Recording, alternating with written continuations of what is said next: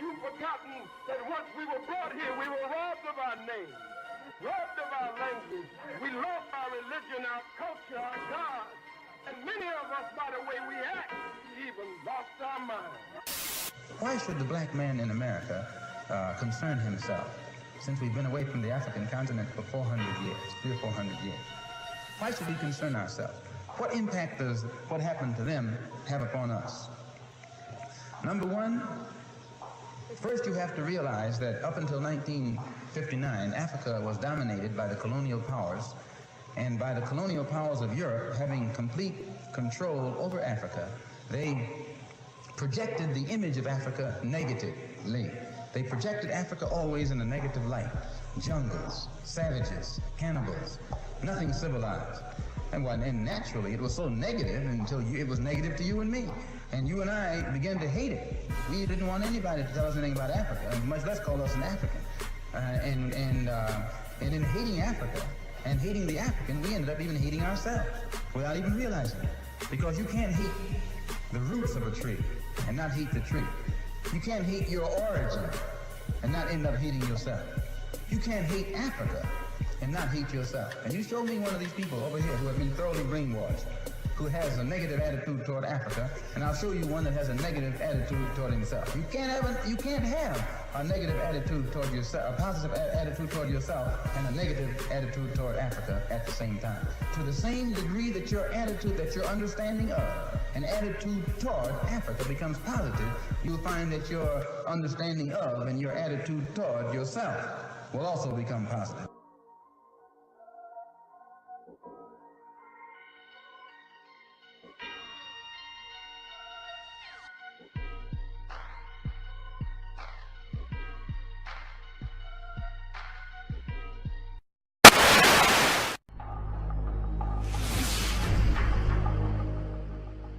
Africa, where the human race began. Nearly 1 billion people live here.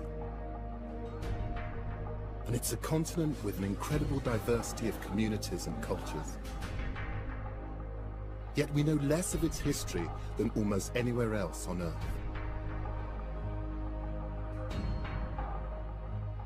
But that's beginning to change. In the last few decades, researchers and archaeologists have begun to uncover a range of histories as impressive and extraordinary as anywhere else on Earth. It's a history which has been neglected for years, and it's largely without written records. But it is preserved for us in the gold and statues, in the culture, art, and legends of the people.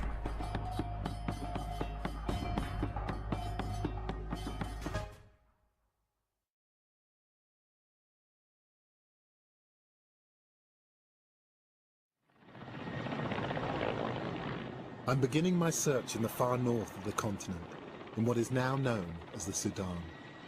I'm looking for the legendary kingdom of Nubia.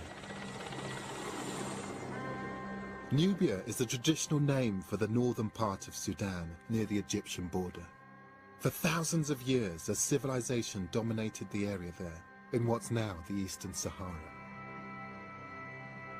It's first mentioned by the ancient Egyptians as a primitive outpost, a source of slaves and treasure, dancing girls and wrestlers. To the Romans too, it was a barbarian wasteland. Yet these people were conquerors in their own right, ultimately defeated not by their rivals, but by their environment. Nubia has left us some of the most spectacular monuments, not only in Africa, but in the whole world. There are more pyramids here than there are in Egypt. This was a major civilization, but its history is barely remembered. So what was Nubia actually like? How powerful was it? And what happened to it in the end? This is where I'm going to start my journey, right in the back of beyond. We've flown more than 250 miles north from Khartoum into the middle of the Nubian desert. What are you doing today? I can't believe we've come out here. It feels like the middle of nowhere. It's one of the driest, most remote places I've ever been. But Mahmoud says that here there's something that makes all the suffering we've gone through really worthwhile. So let's have a look. But why did you bring me out here? Actually, because this is It's a very important place, and here actually where our story will begin.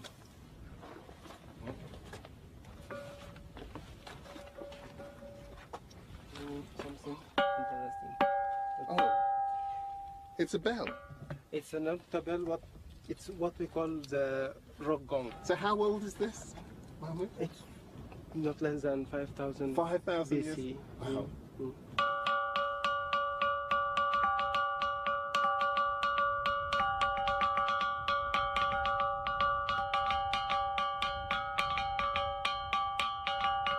So I'm playing a 5,000 BC instrument. Yes. The actual sound is the natural result of the consistency of the rock, but it's been worn smooth by the actions of people playing it more than 7,000 years ago, long before the Romans, long before the pharaohs. This is a sign of human civilization. So would they sing along to this? I don't exactly, but I think they can imagine more dancing than singing. More dancing. In the last few years, archaeologists have found hundreds of rock gongs like this in the Nubian desert, possible evidence of a sizable population. I imagine you'd be able to hear it from a long distance. From a long distance, and I think we think actually it's the same as what we have now about the drum language in Africa. Yes. It's probably it was doing the same function at that time. Archaeologists think that people here may have used the rock gongs to communicate across the valleys, and that this is the beginning of the Nubian culture.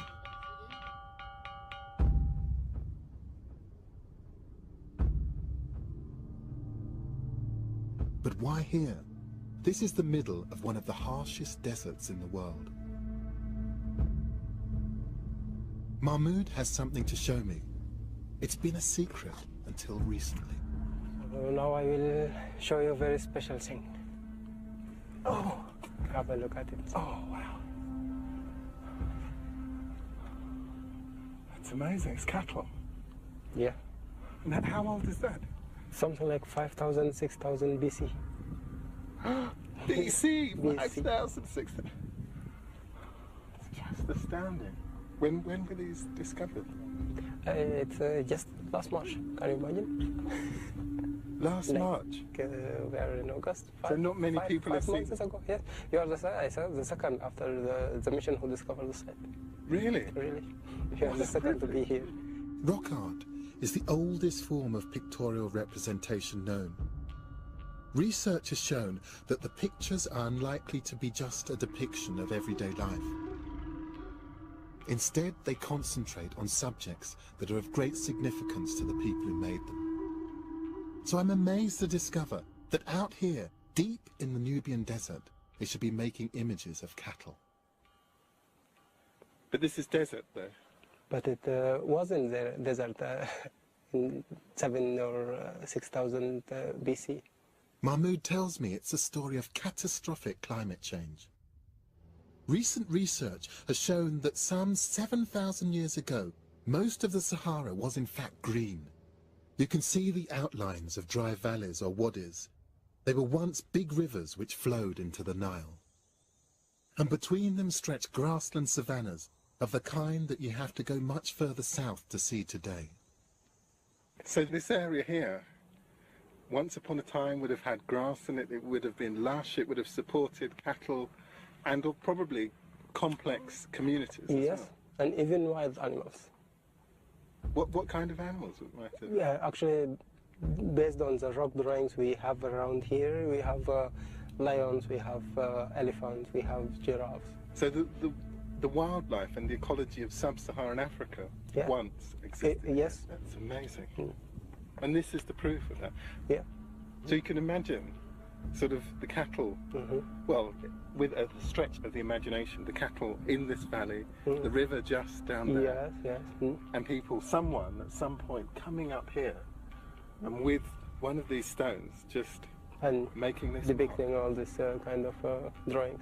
Yes. It's amazing. Really. Yes. Yes. Maybe the same people who play the rock gong are the same who depict these drawings here. Over the last few decades, archaeologists have uncovered the remains of an impressive city here, dating from around 2000 BC. This extraordinary structure looms like a man-made mountain over the ruins. Karma, it's kind of a development of the community who make the rock art. So we have here like more organization. At the heart of this great city was a huge mud brick structure known as the Dufufa. It's the oldest known mud brick building in Africa and one of the largest. But it has no rooms. It's a solid block of masonry. They've actually built a piece of geography because it's absolutely solid mud. And what is it, and what might it have been used for? I believe that it's something associated with rituals.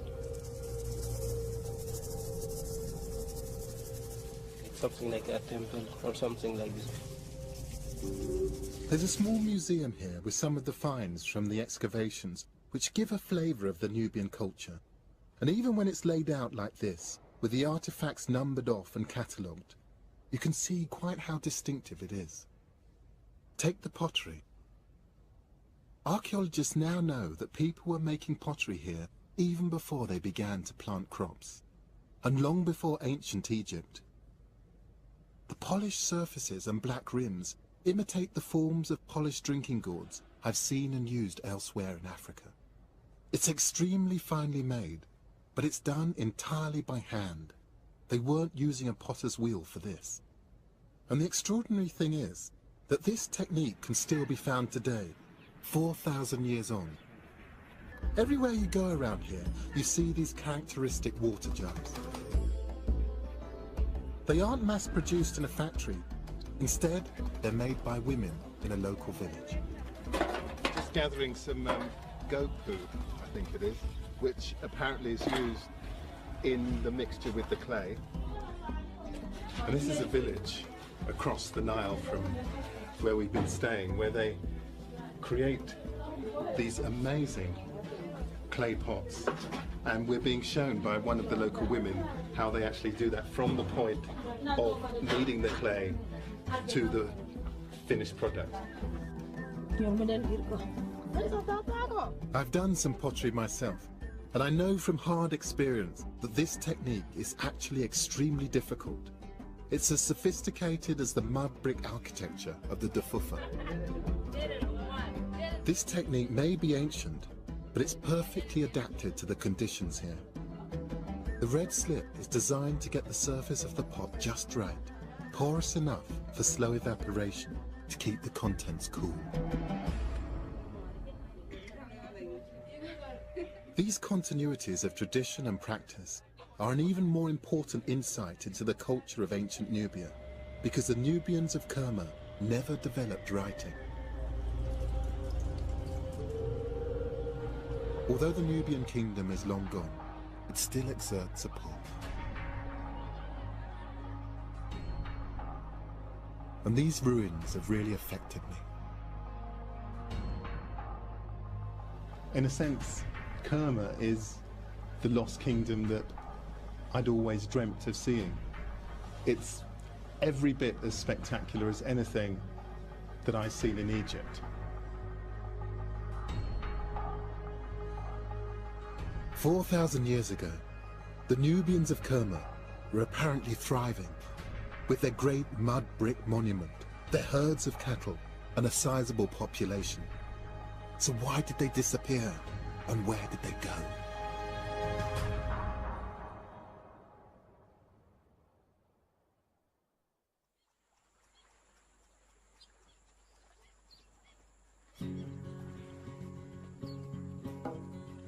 Water was the key to this Nubian kingdom. It provided the lush, fertile land on which their cattle-herding society was based. It was a different story for Nubia's northern neighbours, the Egyptians. Their lack of pastoral land had led to the development of irrigation technology, drawing as much water as they could from the Nile to transform their parched desert soil. But even with this technology, it was a lot harder for them to create the rich greenery that Nubia had at this time in abundance, thanks to the rivers which ran through it.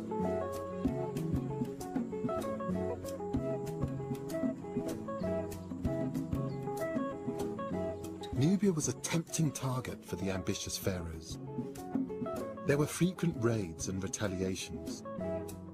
Then, around 1500 BC, the records show us that the Egyptians invaded.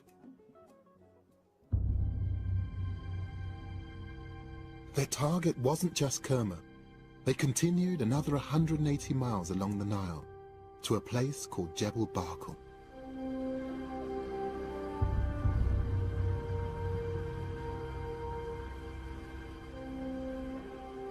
Mahmud and I are following the Egyptians' invasion route up the River Nile. Our objective is the same as the ancient pharaohs, the apparently symbolic mountain of Jebel Barkal.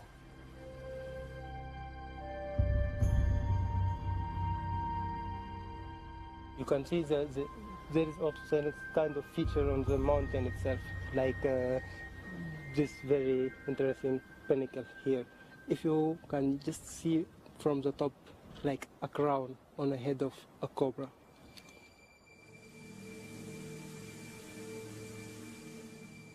I'm not seeing a cobra, I must admit. You can see just, if you look at the pinnacle, on the top, this is like a crown. That's it, okay. And you can see just beneath the, this size, you can see a mouth of a cobra, and even you can, if you concentrate, you can see like a part of the eye. I think, so we're looking at something which is sitting like that, and you can imagine a sort of dancing cobra, and on its head. Yes. And there's a crown. Wearing a crown, long crown. This is the crown of the kingship. I see it. To the ancient Egyptians, the rearing cobra was a symbol of kingship. And here was a natural sculpture which signalled to them, it seems, that within the mountain dwelt Amun, king of the Egyptian gods. They felt that justified their conquest of Nubia, and so they built an enormous temple to Amun at the foot of the mountain. How did the Nubians feel about the Egyptians actually being here? At that time, the Nubia was completely controlled by the Egyptian. It does seem a little bit like colonialism. Exactly. It's at that time for the Egyptian, just looking at the Nubian as a barbaric savage. Egyptian images at the time of the conquest are explicit about the subjugation of the Nubian people. They clearly regarded them as inferior. The Egyptians, they used to call Nubia during that time as the miserable Nubia. Miserable Nubia. Yeah.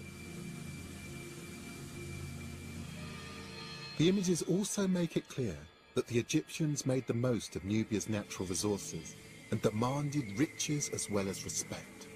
Here the Nubians are bringing tribute, gold, ivory, along with wild animals, monkeys and leopard skins. And of course cattle are prominent. They even seem to have imported Nubian wrestlers to entertain them like gladiators. The people who built Kerma's magnificent buildings had, it seemed, been reduced to slaves. Or certainly that's what the Egyptians wanted everyone to think. There's a suggestion that even the name by which we know them is pejorative. The word Nuba originally meant slave.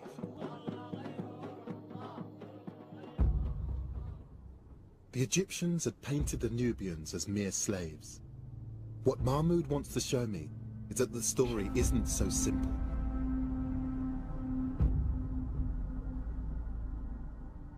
The Egyptians only ruled Nubia for just a few centuries.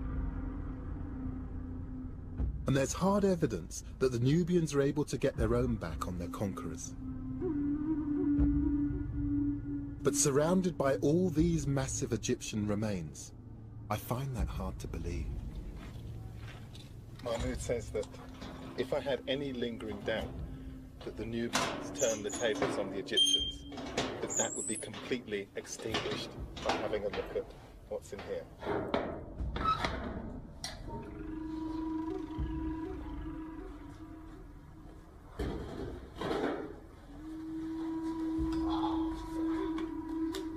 This is absolutely stunning. So what is this? It's a temple, apparently built by a Nubian ruler called Taharqa in around 700 BC. You can see here depiction of the holy mountain, Jabal Barkat, with the pinnacle on a shape of cobra with the sun disk. So that is where we actually sat, just Yes. under at the bottom of that. And that's exactly where we are now, here just beneath the pinnacle itself, here inside the mountain. And we have here Amun, depiction of Amun. Actually on the sword, inside the mountain, dueling. in here. Yes. And in front of it we have the Taharqa giving offering to Amun. So Taharqa representing the people here. Yes. But what these images show is that Taharqa wasn't just a ruler of Nubia, he was also a pharaoh of Egypt. The conquered had become the conquerors. He was one of a whole dynasty of Nubian pharaohs, which ruled over the entire Nile Valley under the auspices of Amun. And the Taharqa wearing the crown with two cobras, which means that he is the king of the two lands. Wow, astonishing. Yeah. Because usually these things are so ambiguous and that you have to make a bit of a leap of faith with history or archaeology. But this is absolutely categorical. And suddenly I'm seeing that snake again.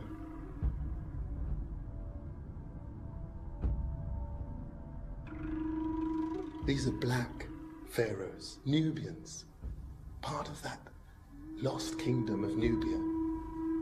But they didn't just rule over Nubia, they also ruled over Egypt as one continuous kingdom.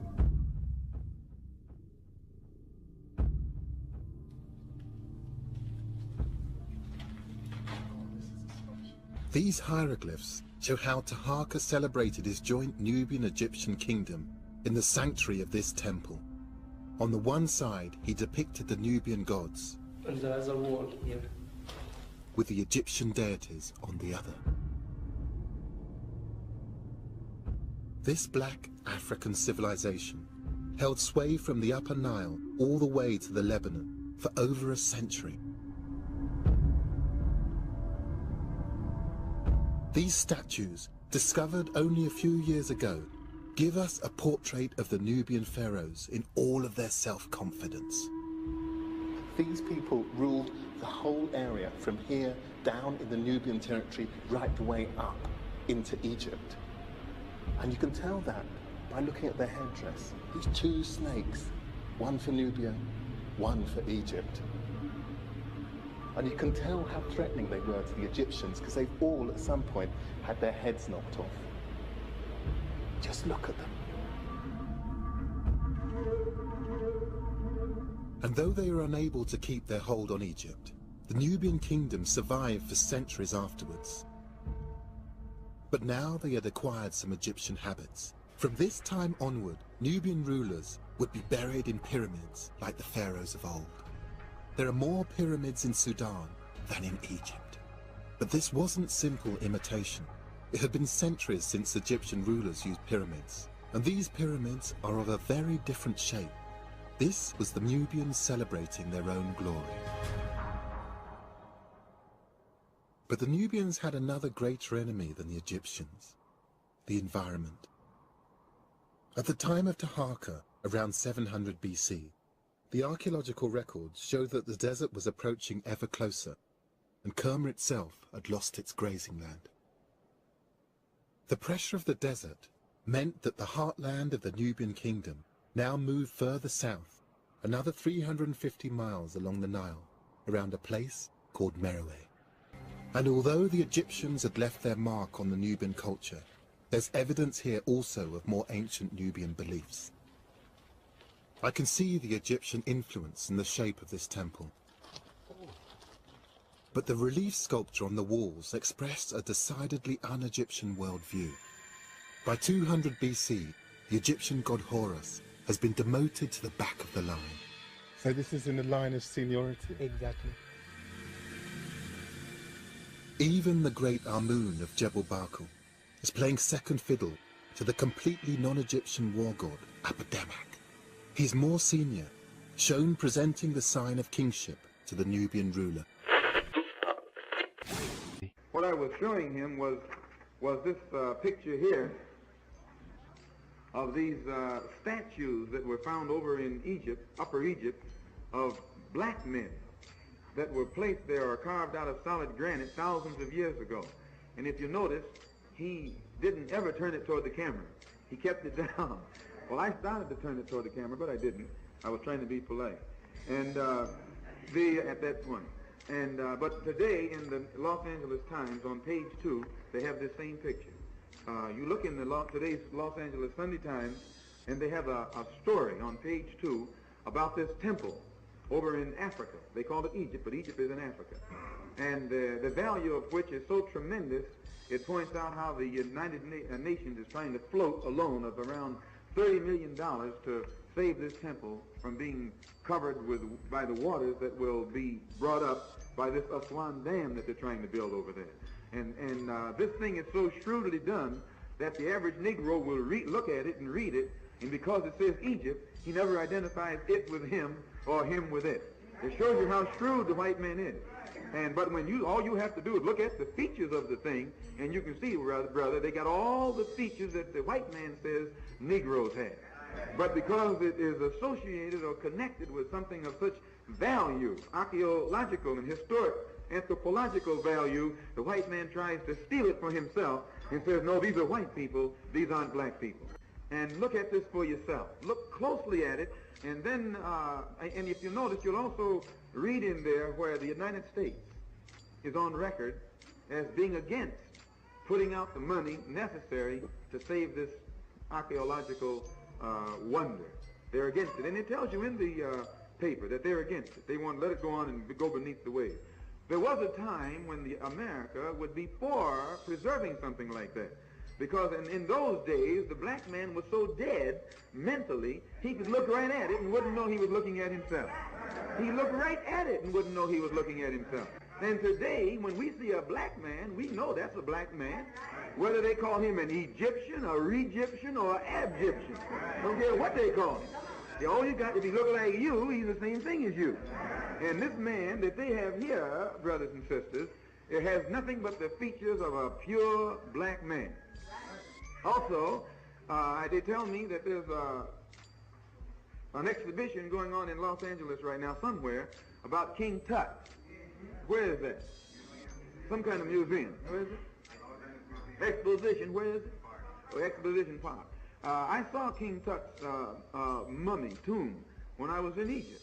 And I don't know if they have the same one here, but if you go and see it, you'll find out that this King Tut, whose mummy or sarcophagus, whatever they call it, they have, it's as black as this board. And the white man knows this. Every picture that they have of King Tut, he's not brown. No, he is black, brother, just like this. And the black people who lived in that day had mastered science to such extent, had mastered chemistry to such extent that they could create colors that the dye hasn't faded to this day. Now, you know this. The white man got to paint his house every year. You got to paint yours, inside and out. And you haven't got a piece of cloth at home that won't fade if you put it in the sun. But yet these black people back there could make dye that has retained the color, same grade quality, right down to the day from 5,000 and 6,000 years ago. They were master chemists. And this tomb, and I guess this mummy, is gold encrusted. They had so much gold back then. In fact, those were the people who discovered gold. They knew what gold was. White man didn't know what gold was. And they encrusted their mummies with gold and beautiful colors and just laid them there. And finally, when the white man discovered them, he was shook up.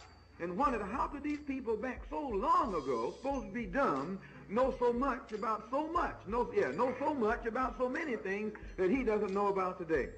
And usually when he projects these findings, these wonders, these relics from the past, when he projects them into this particular society now, our poor, dumb people, number one, they usually don't go and look at it.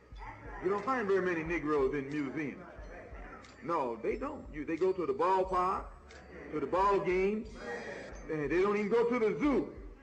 You seldom find Negroes in a museum or in some place where there is something that's going to teach them something.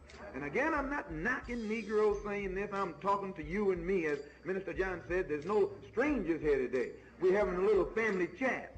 And when you have a family chat, you can talk the faults as well as the liabilities as well as the assets. And once you pull out these liabilities, you can correct them. You can go out to any museum and you'll find white people, white women, white mothers, white parents taking their little children through the museum, showing them this and showing them that. Why, our women don't do that. And because you don't do that, you actually leave a vacuum in the mind of your child. So now I don't know what this exhibition consists of these Egyptian relics that on display out here. But as Allah blessed me to see it when I was in Egypt at the Cairo Museum, all of these splendors that belong to that ancient civilization along the Nile that has shocked the white man are relics right out of the past of the black.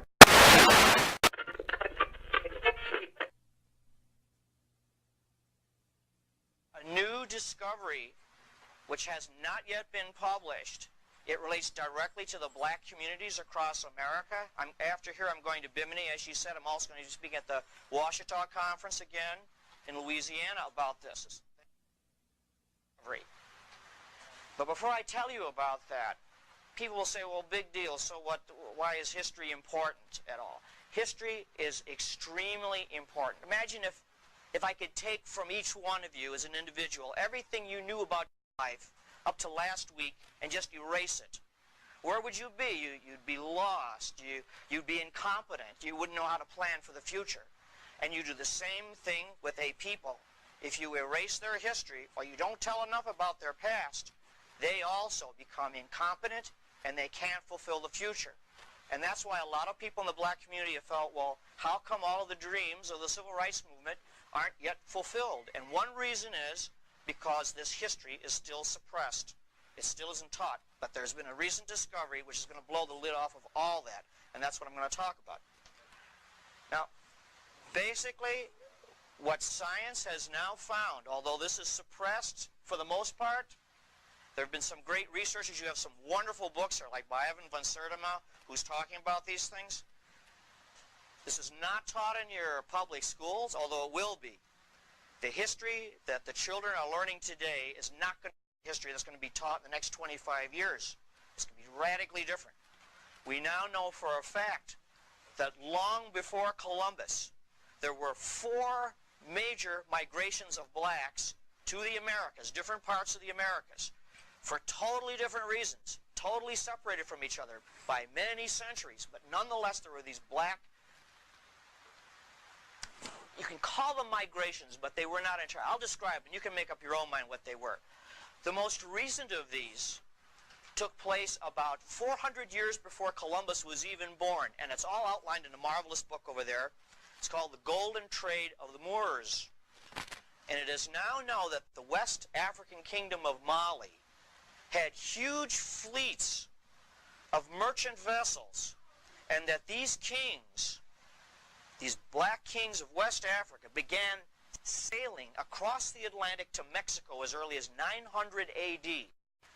Now, why did they do that? They did that for trade, not for conquest or invasion. They did this for trade.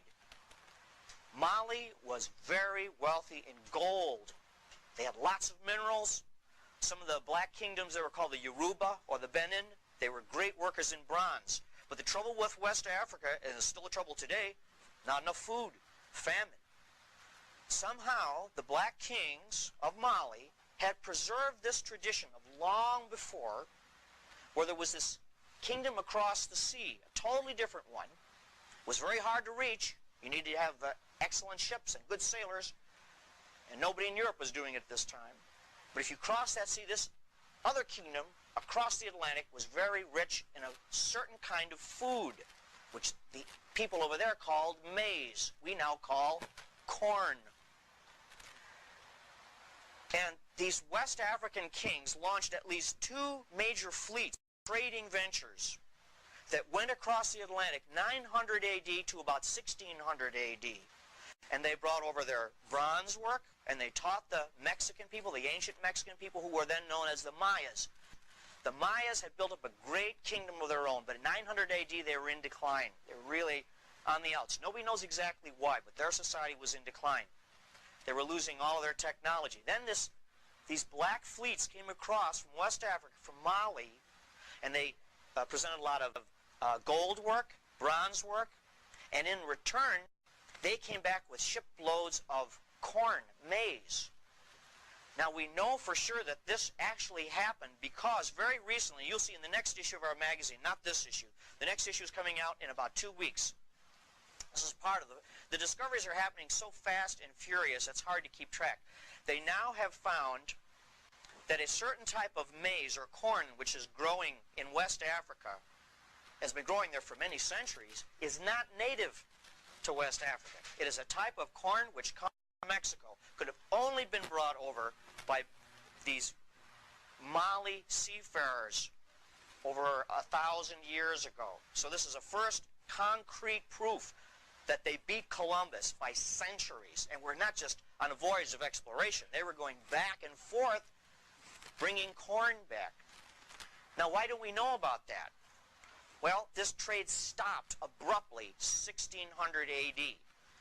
1600 AD, the Spanish, the Portuguese were on a real aggressive colonizing campaign, and they took over Africa, and they destroyed a lot of these kingdoms.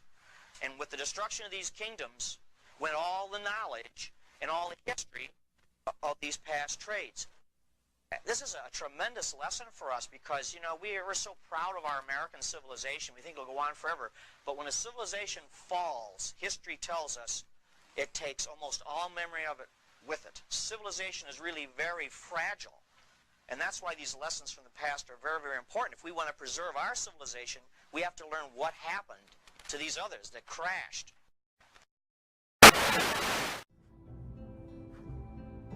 In 1375, Spanish map makers are charting the known world.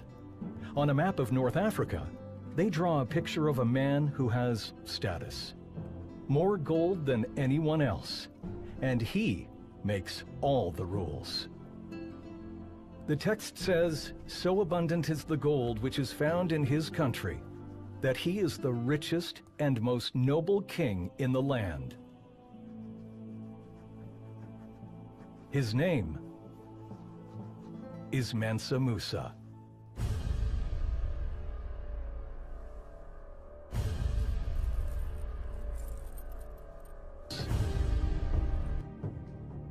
A survey put Mansa Musa as the world's richest man of all time. They estimated his fortune at some $400 billion. For comparison, Bill Gates came 12th on the list, with something close to a quarter of Mansa Musa's wealth. Mansa Musa is one of the most incredible characters in history, and few of us have ever heard of him. Musa rules an immense African empire. Welcome to West Africa. I've traveled to the city of Bamako, the capital of Mali. Today, this is one of the poorest countries in the world, but it was once home to a mysterious empire awash in gold. Hi, I'm Hunter Ellis. For centuries, adventurers and explorers risked their lives crossing the Sahara to reach a place that has become synonymous with the remote and the exotic, and a metaphor for the unattainable, the fabled Timbuktu. But what was it that gave the city its famous mystique? That's what I've come to find out. The legend of Timbuktu begins in the year 1324, when a huge caravan appears unannounced in the deserts outside Cairo. Emperor Mansa Musa is making his holy pilgrimage to Mecca, and he's doing it in style. His caravan includes 60,000 people and about 13 tons of gold. The Islamic world was amazed by this unknown black king who seemed rich beyond belief. Arab historians recorded that he spent so lavishly in Cairo, the Egyptian gold market crashed for years. Eventually, the stories reached Europe, spawning an obsession with Mansa Musa and his shadowy city of gold. A Spanish map from 1375 even shows the emperor sitting on his throne holding a nugget of gold. When Mansa Kanka Musa returned from his famous pilgrimage to Mecca, he brought back a vision to transform the jewel of his empire into a great capital of Islamic learning in the desert. He invited architects and scholars from the Middle East to build mosques and universities. Some of them still stand today. I returned to Timbuktu with a new appreciation. Islam has been the lifeblood of the city ever since, and it had a particular character that's still reflected today.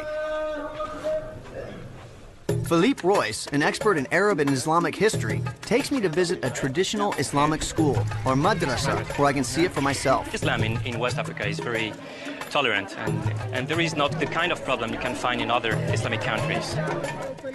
Today, the word madrasa makes many people think of terrorist training camps full of hate. Here in Timbuktu, it couldn't be more different. The boys and girls in this school are studying together, following in the city's long tradition of tolerance and diversity.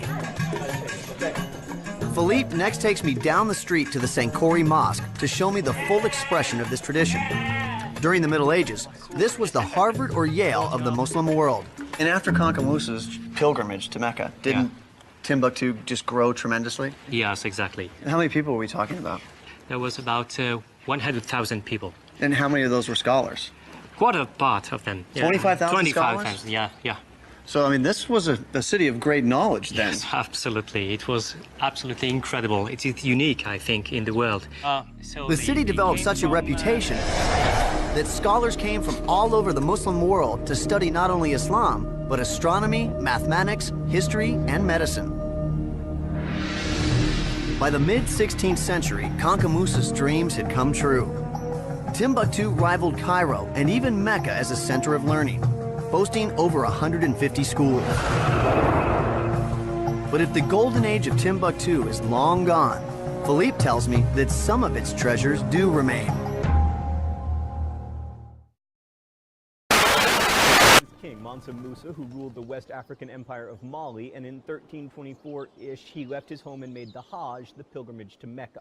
He brought with him an entourage of over 1,000 people, some sources say 60,000, and most importantly, 100 camel loads of gold. I wish it had been donkeys so I could say he had 100 ass loads of gold, but no, camels, right. So along the way, Mansa Musa spent freely and gave away lots of his riches. Most famously, when he reached Alexandria, at the time one of the most cultured cities in the world, he spent so much gold that he caused runaway inflation throughout the city that took years to recover from.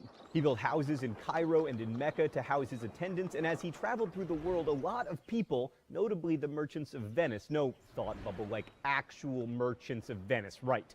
They saw him in Alexandria and returned to Italy with tales of Mansa Musa's ridiculous wealth, which helped create the myth in the minds of Europeans that West Africa was a land of gold, an El Dorado, the kind of place you'd like to visit, and maybe, you know, in 5 centuries or so, begin to pillage. Thanks, Thought Bubble. So what's so important about the story of Mansa Musa? Well, first, it tells us that there were African kingdoms ruled by fabulously wealthy African kings, which undermines one of the many stereotypes about Africa, that its people were poor and lived in tribes ruled by chiefs and witch doctors. Also, since Mansa Musa was making the Hajj, we know that he was A, Muslim, and B, relatively devout. And this tells us that Africa, or at least Western Africa, was much more connected to the parts of the world we've been talking about than we generally are led to believe. Mansa Musa knew all about the places he was going before he got there, and after his visits, the rest of the Mediterranean world was sure interested in finding out more about his homeland.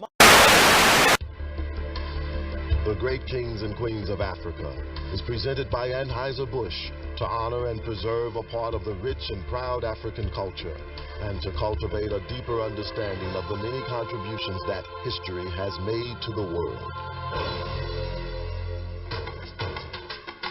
Alfonso I was the first ruler to modernize Black Africa on a grand scale. He encouraged his people to learn Christianity and new skills in masonry, carpentry, and agriculture. Alfonso streamlined politics, established modern schools, and later became the first ruler to resist the slave trade. When Sani Ali Burr came to power, Songhai was a small kingdom in the western Sudan. With a ferocious force, the warrior king won battle after battle, routing marauding nomads, seizing trade routes, and ever expanding his domain. He captured Timbuktu, bringing into the Songhai Empire a major center of commerce, culture, and Muslim scholarship. His greatness is still legendary among the Songhai people today.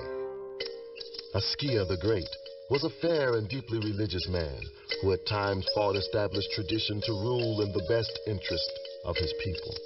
A devout Muslim, he ruled Songhai strictly according to Islamic law. Askia Muhammad Touré united the entire central region of western Sudan with a government that is still revered today. A wise and beautiful woman from Nubia so captured the heart of the pharaoh she changed the course of history. Tai's beauty, intellect, and will so took Pharaoh Amenhotep III. He defied his nation's priest and custom by proclaiming this commoner his great royal spouse. Amenhotep declared that, as he had treated her in life, so should she be depicted in death as his equal.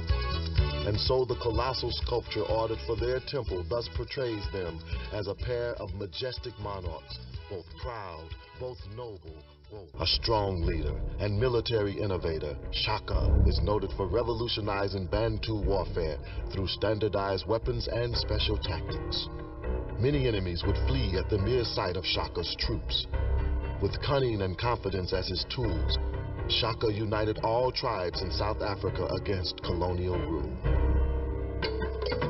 For hundreds of years, Nubia and Egypt had been at war. But Nefertari's marriage to King Ramesses II, Pharaoh of Egypt, brought the fighting to an end. The marriage began as strictly a political move, but it later grew into one of the greatest royal love affairs in history.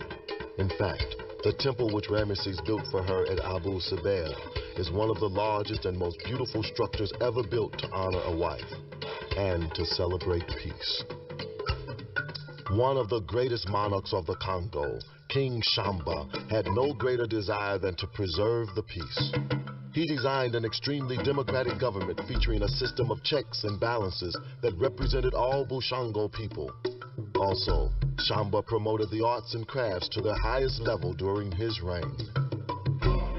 Regarded as one of the greatest generals of all time, Hannibal and his powerful African armies came close to defeating the mighty Roman Empire. His audacious moves and tactics have been studied and successfully imitated as recently as in World War II. The genius of Hannibal brought Carthage great prosperity and prestige. The identity of the Queen of Sheba has long been debated, but indications are that she was the Ethiopian queen, Makeda. According to legend, she was fascinated with the wisdom of the great King Solomon of Israel.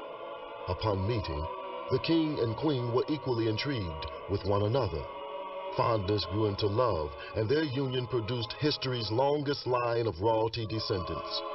Returning to Ethiopia, Makeda's influence transcends centuries as the Judeo-Christian tradition remains embedded in modern Ethiopia.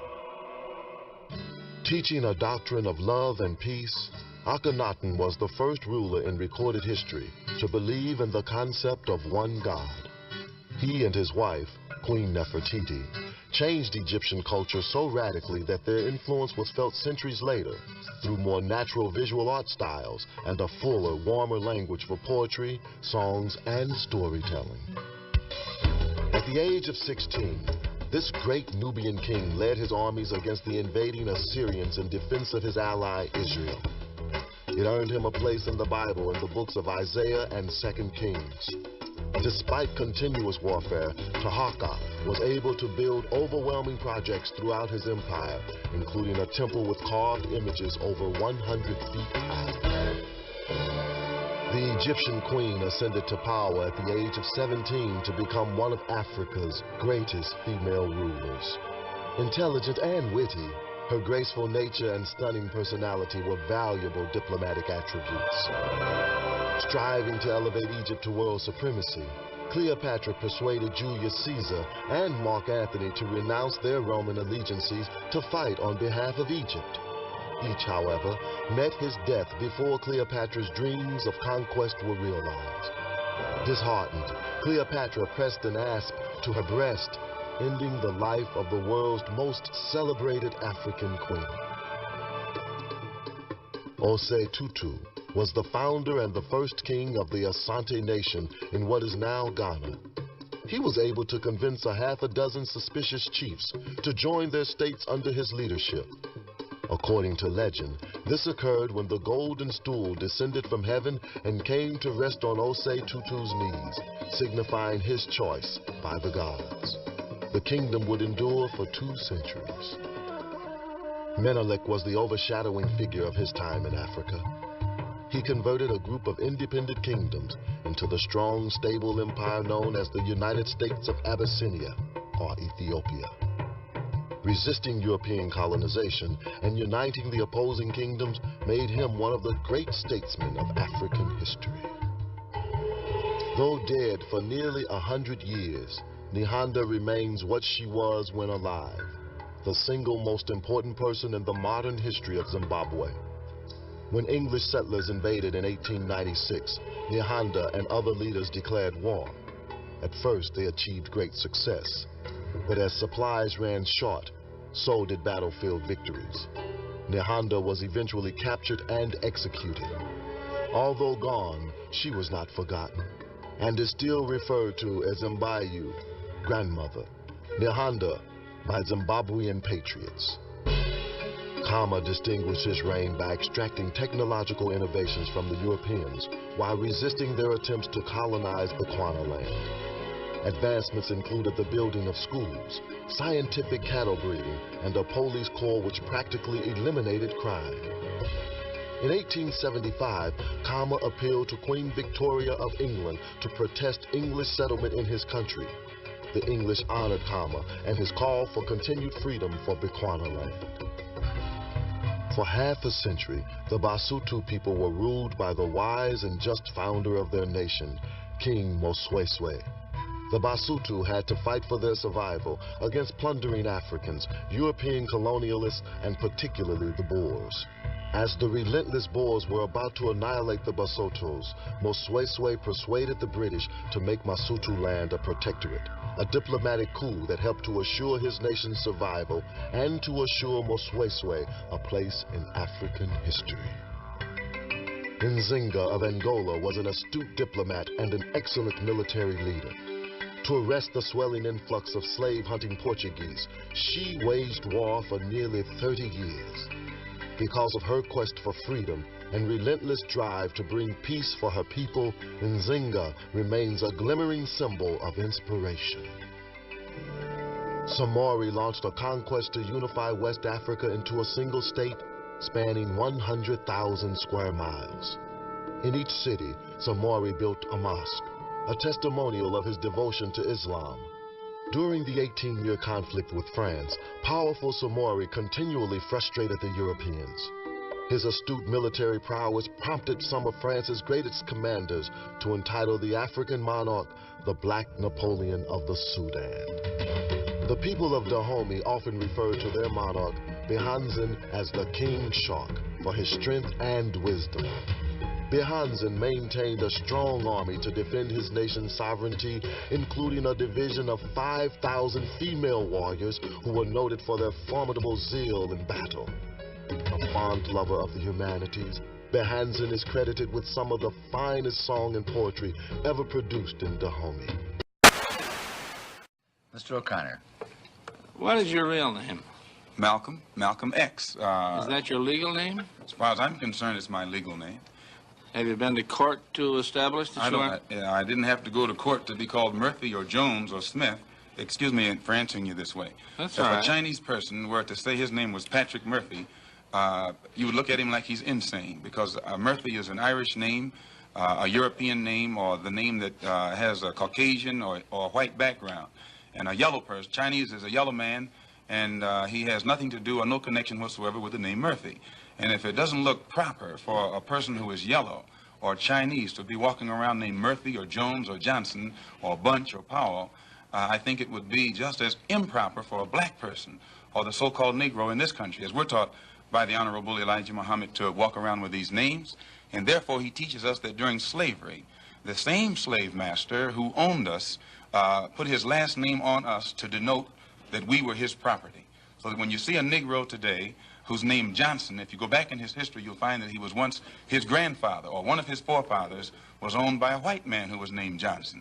If his name is Bunch, his grandfather was owned by a white man that was named Bunch. Would you mind telling me what your father's last name was? My father didn't know his last name. My father got his last name from his grandfather, and his grandfather got it from his grandfather, who got it from the slave master.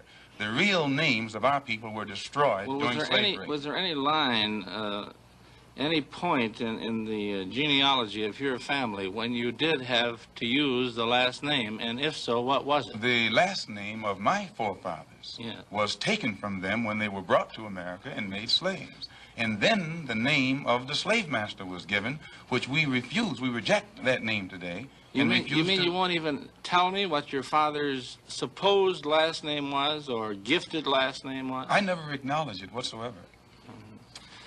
Let me ask you about the status of Elijah Muhammad. First of all, is he ill? I spoke to him today. He is in better health than he has been. He's suffering from asthmatic bronchitis. Is that why he didn't attend your rally on last Tuesday? The only reason that he didn't attend was his ill condition, and the weather here, especially on that particular day, was of such nature that it would have been almost insane for him to come.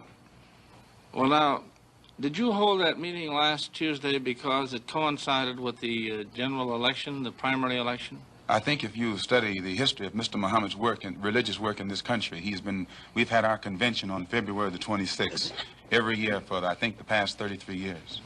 Well, now, while you don't care to discuss your former name or the name that the slave master gave to your antecedents, it is a matter of record that Muhammad's last name was Poole, Elijah Poole. No, that's the name that his slave master gave to his grandfather or great-grandfather, but that's not his name. Well, his mother and father thought when they called him Elijah Poole that was his name. They didn't know any better. Well, if they didn't know any better or not, they thought that was his name. Yes, sir, but, sir... So what I'm trying to find out is when did he cease to be Elijah Poole and get to be Elijah Muhammad? In 1931, I think it was, in Detroit, he was taught the true history of our people and made aware at that time that he was wearing an English name, and by not being an Englishman, he looked out of place.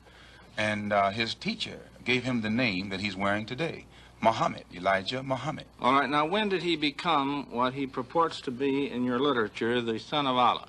I've never heard the Honorable Elijah Muhammad referred to as the son of Allah. The prophet of Allah. I've never heard him referred to as the prophet of Allah. What do you refer to him Messenger of Allah. All right, the messenger of Allah, and I appreciate the correction. Yes, he says that a prophet is somebody who predicts the future, and he's not predicting the future, whereas a messenger is someone who carries a message that has been given to him by one who authors that message. Well, now, who gave him the message, and to whom is it supposed to be delivered? Master W.F. Muhammad, the one who taught him, is the author of the message.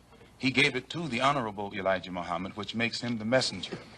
And he's to deliver that message of truth and righteousness to the 20 million American so-called Negroes, which means he's to teach us the truth, which will awaken us, and then show us how to live a life of righteousness, which will automatically qualify us for recognition as human beings by all other righteous human beings here on this earth. Well, now, one other question. With reference to what Mr. Hurlbut asked you a little bit ago, you took a very moderate position of wanting independence without having any hatred for the whites. Do I understand that correctly? Hatred is not involved in it whatsoever. Well, I recall in a recent plane crash, I mean 2 or 3 years ago, or less than that, a charter flight on Air France in which a group of people from Atlanta, Georgia, were, as they say in the business, as they took off from Orly Field. And you were quoted at that time as expressing great gratification that this tragedy had occurred. Do you recall that? I recall it. What did you say? Do you remember? The press misinterpreted it and misrepresented it. What did you say? They said that it was made at a Muslim meeting. It wasn't. It was made at a rally of Negroes, Baptist, Methodist, Catholic, and otherwise in Los Angeles, who were rallying to protest the brutal shooting of 7 unarmed Negroes and what did you by say? heavily armed white policemen in the city of Los Angeles. And because we are a people who have been taught by the Honorable Elijah Muhammad to never carry weapons of any kind, but to get on God's side and rely on God to fight our battles for us, at the time that these brothers were shot down so brutally, I pointed out at the funeral of the brother who died that God would step in and take a hand in giving us some form of justice for the brutal killing of our brother. And when the plane crashed in France, I pointed out to the crowd at this rally that this was an act of God showing his wrath or complete resentment over the brutal form of injustice that had been inflicted upon our poor unarmed brothers. Were you saying that, or do you believe that? At that time, Dr. Billy Graham was in a crusade in Chicago, and the press, your papers here in this city, quoted Billy Graham of also saying that that plane crash was an act of God. And if you take time to check the newspapers, I think that you'll find that this is correct. But no one thought that Billy Graham was so wrong when he attributed the crash of this plane to his God. But when we say that it come from our God, then we're looked upon as being, you know, outrageous. I know, but you took the position that this was a matter of satisfaction to you for an injustice done against you, and I think that that's a trifle severe. We did not think that it was a coincidence that 120 of the whites on this plane came from the state of Georgia, a state that has the worst record in the history of America for the mistreatment of black people in this country. Worse than Mississippi? They maybe are a little less, Mississippi is a little less hypocritical today than Georgia, but both of them are still practicing the same thing. Now the whites in Georgia bite Negroes with a smile, whereas they used to bite them with a growl. But they're still being bitten, and we don't think that it is any worse to be bitten with a smile than it is to be bitten with a growl. Mr. Calvert. While we're on the subject of Mississippi, what is your organization's position of what happened in Mississippi in the past 6 months? Such as what? Such as the James Meredith incident and the enrollment of him in the university. Well, the Honorable Elijah Muhammad wants justice for every one of the 20 million so-called Negroes, and to just take one Negro and stick him in college with the aid of 15,000 troops, and at a cost of $6,000, is a disgrace. It's a waste of taxpayers' money. It's a farce. It's hypocrisy. Because if it's right for one Negro to be forced into that university, then every Negro in the state of Mississippi who is qualified has the same right to go to that university. And if the government is not ready and willing to enforce the right of every Negro in the state of Mississippi, then, in my opinion, sir, it's only hypocrisy to pretend that they are for justice by pushing one Negro in and blowing it up all over the world to make it look like they're solving the problem when millions of black people in that state are still going to segregated schools and getting an inferior education.